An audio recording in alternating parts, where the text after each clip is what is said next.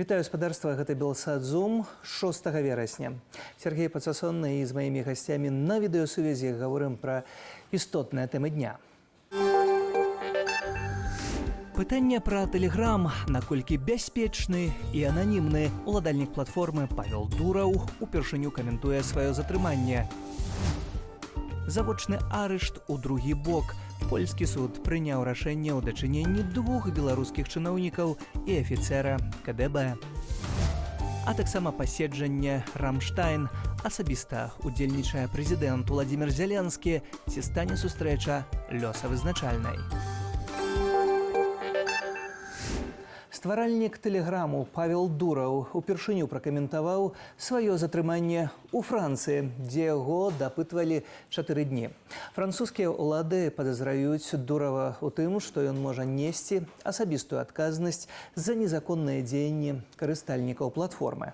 Дураў выказаў здзіўленне, адзначыўшы, што ўлады маглі звязацца з ім раней, выкарыстоўваючы розныя каналы, у тым ліку консульства Францыі ў Дубаі. Ён падкрэсліў, што ніводны інаватар не створыць тэхналогіяў, калі будзе асабіста адказваць за злоўжыванне імі. Дураў таксама нагадаў, што Тэлеграм пакідае рынкі краінаў, дзе парушаецца баланс паміж канфідэнцыяльнасцю і бяспекай. Разам з тым Дураў паабяцаў палепшыць працу Тэлеграма і надаць увагу пытанням бяспекі на платформе. А ўжо цяпер на відэасувязі каардынатар кампаніі «Мэта Беларусь» Майк Ананьін, таксама спецыяліст у лічбавай эканоміцы і кіраванні. Вітаю. Прывітанне.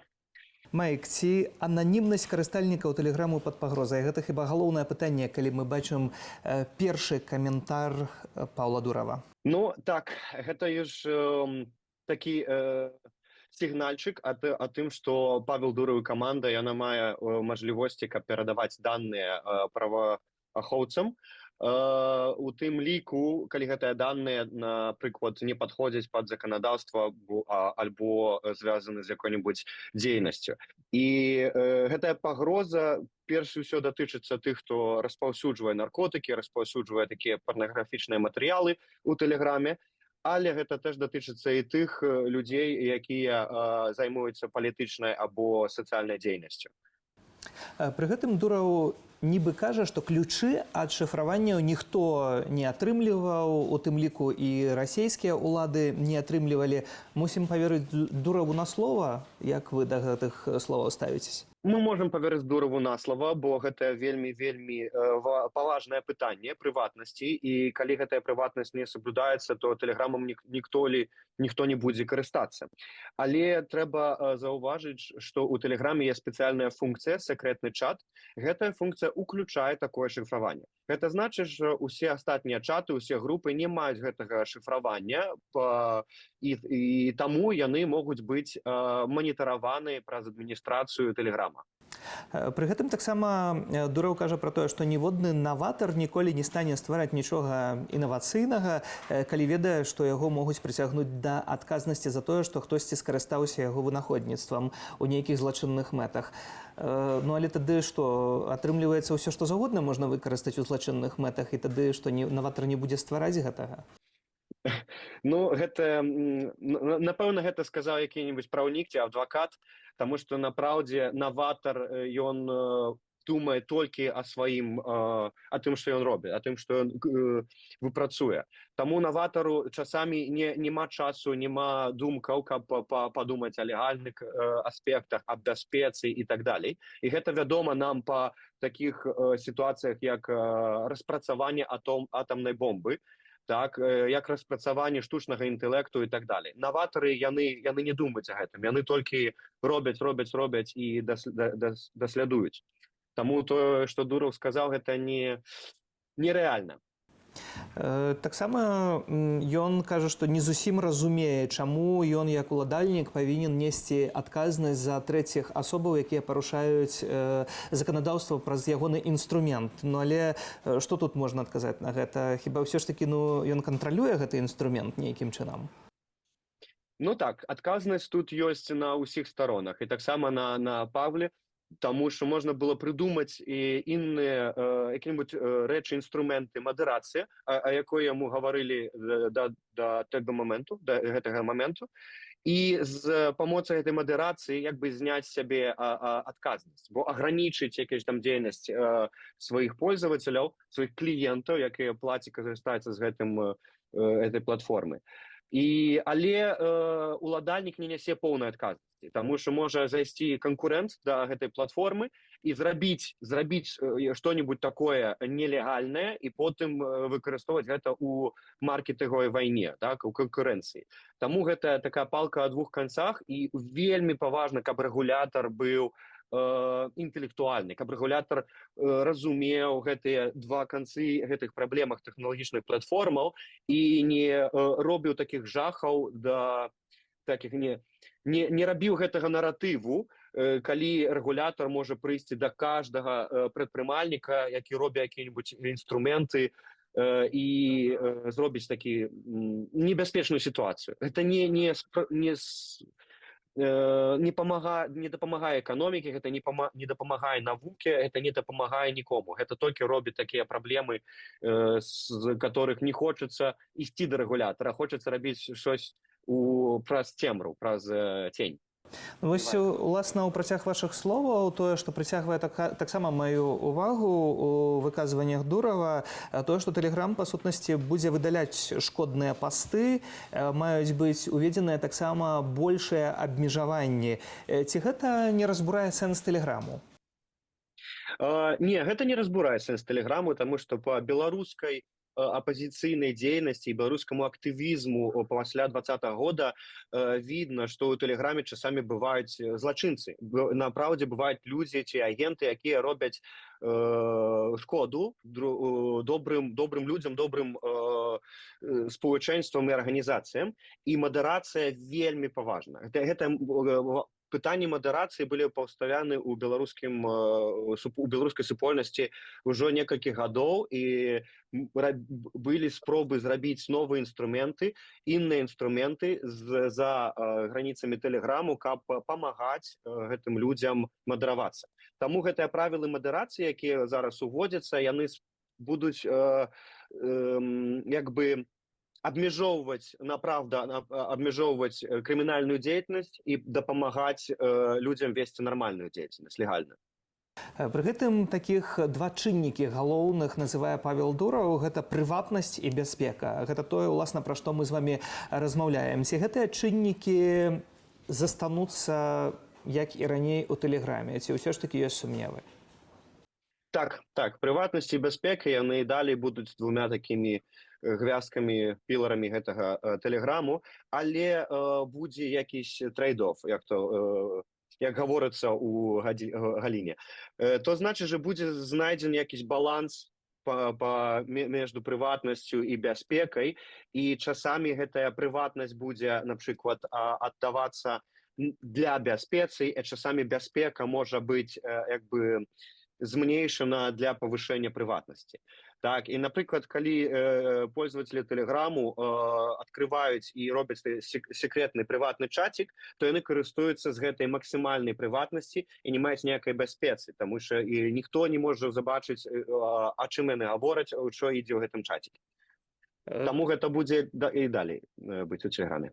Бо Дураў кажа, што калі няма прыватнасці, няма бяспекі, то сервісу лепш тады сысці з той краіны, якая уводзіць гэтыя абмежаванні.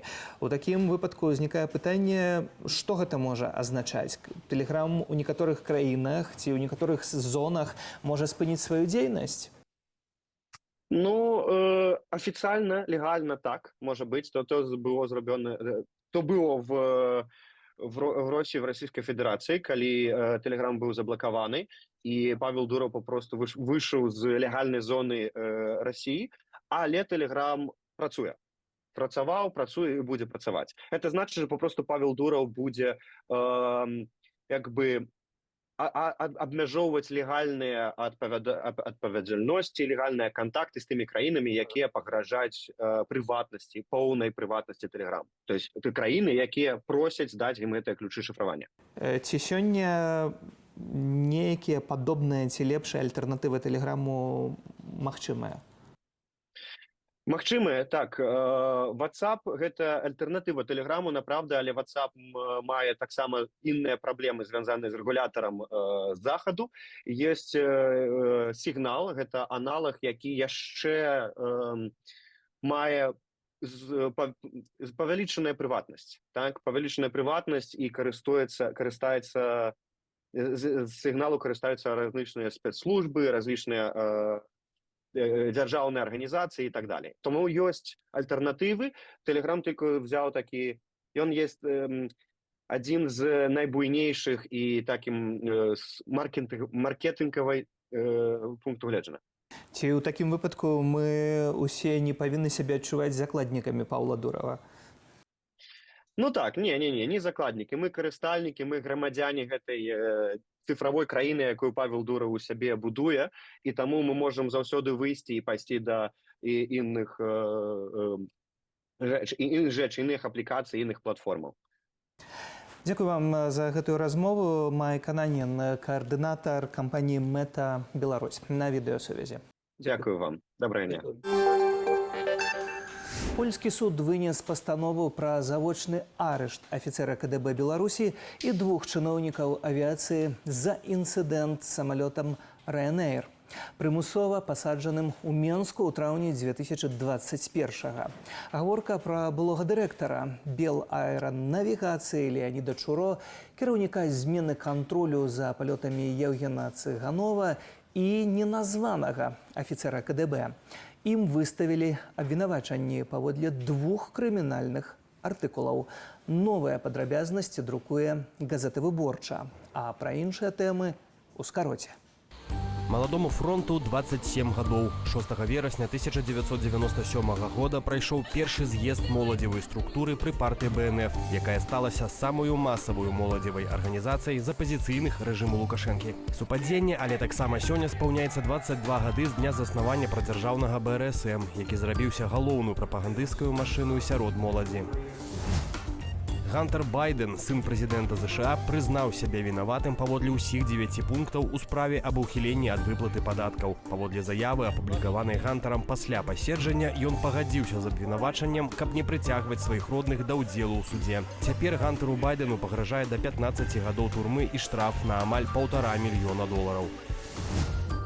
Прэзідэнт Сербіі адмовіўся ехаць на саміт БРИКС на запрашэнне Владзіміра Пуціна. Александр Вучыч заявіў, што не возьме ўдзелу ў падзеі, бо ў гэты час у Сербіі, цытата, будуць важныя госці. Аднак ён не ўдакладніў, хто менавіта. Саміт БРИКС пройдзе сёлета напрыканцы кастрычніка ў Казані. Сёлетні жнівень стаўся адным з самых гарачых у Беларусі з 1945 года. Паводле Белгідрамету, у сярэднім тэмпература паветра перавышала кліматычную норму амаль на 2 градусы. Сярэдняя тэмпература ў жніўні склала амаль 20 градусаў Цельсія, максімальная больш за 35. Мінулы месяц увайшоў у кнігу рэкордаў Гіннеса як самы цёплы ў свеце. Арына Сабаленка другі год запар у фінале апошняга ў сезоне турніру серыі «Вялікага шлема» адкрытага чэмпіянату ЗША па тэнісе. Беларуская другая ракетка свету ў паўфінале круху больш чым за 1,5 гадзіны нанесла паразу 6-3-7-6 гаспадыні кортаў Эмі Навара, якая ў планетарным рэйтынгу на 12-й пазіцыі. За ганоровы трафей Сабаленка паспрачаецца з яшчэ адной амерыканкаю, 6-ю ракеткаю свету Джесікай Пегулай. Россия за месяц стратила у Курской области 6 тысяч солдатов. Про гэта заявіў прэзідэнт Украины на паседжанні на авиабазе Рамштайн у Нямецчыне. Владимир Зеленскі таксама адзначыў, што ЗСУ кантралююць ужо 1300 кіламетраў расійскай тэрыторыі, якая ўключае больш за 100 населеных пунктаў. Прэзідэнт Украіны прыбыў на нямецкую авіябазу «Рамштайн» для ўдзелу ў паседжанні кантактнай групы ў пытаннях абароны Украіны. Паводле Зеленскага, у той час, калі адбываецца прасоўванне украінцаў у Курскай вобласці, расійская армія працягвае свае наступальныя дзеянні ва ўкраіне. Апрача таго, украінскі прэзідэнт заявіў, што важна, каб дапамога, якая цяпер анансуецца, хутка пачынала працаваць на полі бою без затрымак. Тым часам кіраўнік Пентагону Ллойд Остын падчас паседжання на базе Рамштайн анансаваў новы пакет ваеннай дапамогі ўкраіне ад ЗША. памерам 250 мільёнаў долараў, які павінен зацвердзіць Джо Байден. І ўжо цяпер на відэасувязі палкоўнік ЗСУ ў запасе, спадар Роман Светан. Добрый дзень. Добрый день. Желаю всем здоровья. Спадару Роман, ці варта чакаць нейкага прарыву ад сённяшняга Рамштайну? Ну, глобального прорыва точно нет. Уже примерно определены задачи, которые будут обозначены на этом Рамштайне, и примерные кейсы помощи, которые на этом Рамштайне будут озвучены. Вот уже как минимум есть кейс со стороны Соединенных Штатов, 250 миллионов долларов поставки. Ну и основные задачи, с которыми мы хотим ознакомить наших партнеров на этом Рамштайне, это увеличение поставок зенитно-ракетных комплексов, систем противовоздушной обороны. Обязательно ракет к ним идут массированные атаки россиян, потому у нас идет расход, естественно, средств поражения системам противовоздушной обороны. Будем просить ускорить обещанные поставки техники, той, которая была расписана под поставки и задержана по разным причинам.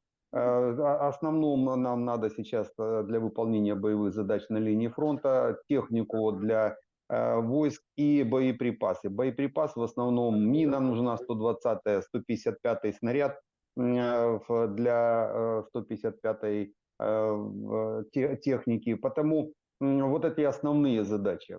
Есть несколько еще вопросов, связанных с дальнейшим развитием наших отношений. Рамштайн – это вот первый после затянувшейся череды неконтактных Рамштайнов, то есть это первый контактный. Я думаю, как раз будут вопросы решены, в том числе и логистики.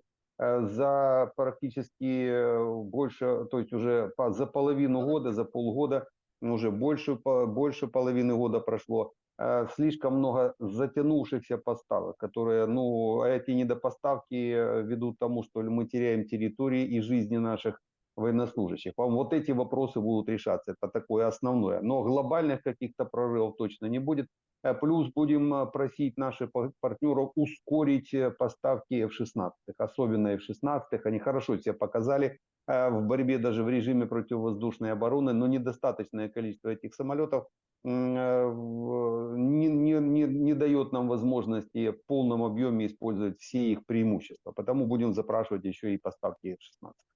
Пры гэтым пасля катастрофы F-16 будзе хіба цяжэй размаўляць пра гэтую справу, бо чыноўнікі гавораць пра тое, што варта перагледзець тэмпы навучання украінскіх пілотаў.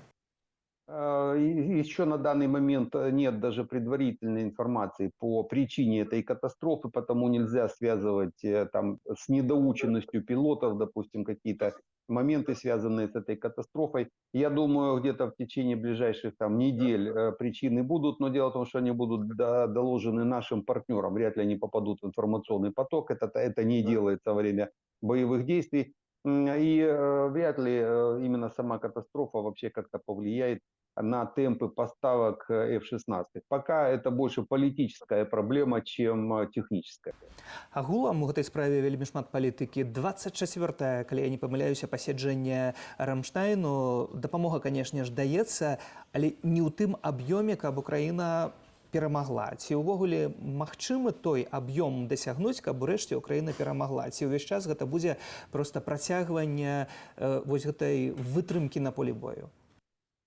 Это как раз вот и зависит все от политической воли. Технические возможности есть. И в передаче техники, заказанной даже техники, в передаче боеприпасов, дальних средств поражения. Вот одна из задач этого Рамштайна, по крайней мере, перед нашей делегацией будет стоять все-таки получить разрешение на работу по глубинным российским тылам.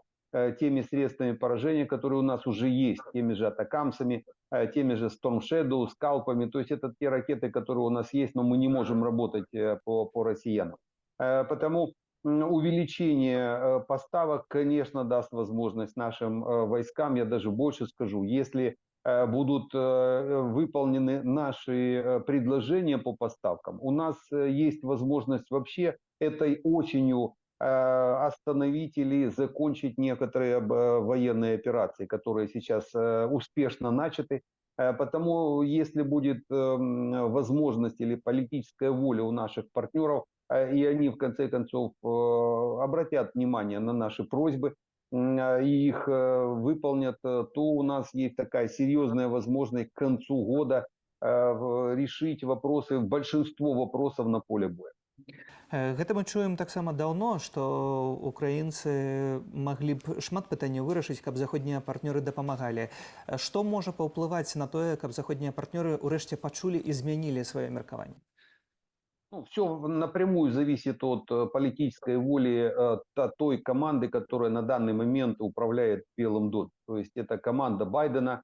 И именно от их видения развития процессов очень много зависит, практически больше половины поставок, больше половины финансовой помощи, ну, естественно, военной амуниции. А в основном передают нам американцы, очень хорошая техника у американцев, то есть они нам действительно дают высочайшего класса механизмы для уничтожения россиян, просто их недостаточно. А вот по политической воле пока, по крайней мере, не хватает. И вот у Байдена сейчас есть возможность все свои вот эти недостатки за последние 4 года по управлению этим процессом, недостатки, просчеты, может быть, слишком такую мелочную предвзятость к поставкам как таковым, в конце концов отмести и принять решение уже на исходе своей каденции, принять решение и передать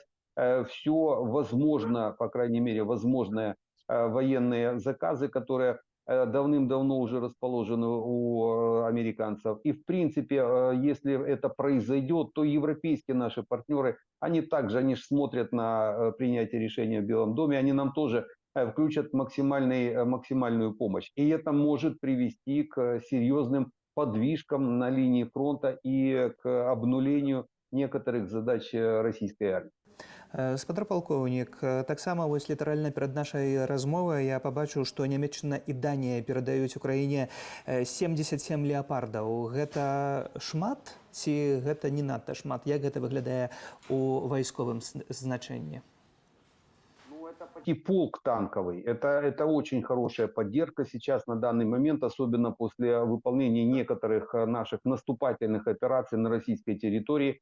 Мы все-таки теряем технику. Ну, вся техника – это, в принципе, расходный материал. У нее задача, у любой техники боевых бронированных машин, задача спасти экипаж при прямом попадании. Так вот, как раз очень хорошо справляются с этой задачей, в том числе и немецкая техника, американская, немецкая техника, любая практически натовская техника. Она изначально стартово рассчитана на то, чтобы спасти экипаж, спасти от прямого удара, спасти десант и еще и выполнить боевую задачу. Именно так это и происходит, но техника, естественно, теряется. Она уходит на ремонт, либо теряется полностью, ее надо восстанавливать. Потому это практически танковый батальон. Танковый батальон – это 100 танков. Ну, пусть больше 2 рот танков, 2 батальонов, это танковый полк, 100 танков – это танковый полк, танковый батальон – 30 танков. То есть это, можно сказать, 2 полноценных танковых батальона, которые усилят как минимум 2 наших мотострелковых усиленных бригады. Яшчэ маю пытанне, бо пра гэта кажа прэзідэнт Зелянскі на гэтай сустрэчы пра Куршчыну. Гаворыць пра тое, што калі б курская аперацыя не пачалася, то тады б пачаўся наступ на Сумы. І, па сутнасці, курская аперацыя ўратавала Сумы ад расійскага наступу. І пры гэтым называе таксама лічбу, што за гэты месяц украінскага наступу на Куршчыне 6000 расійскіх акупантаў забітыя. Это великая личба, 6000 за месяц? Нет, небольшая. Почему? Потому что в среднем около 30 тысяч россиян в месяц отминусовываются на поле боя. Но это на всей линии горячего фронта, 1000 километров примерно.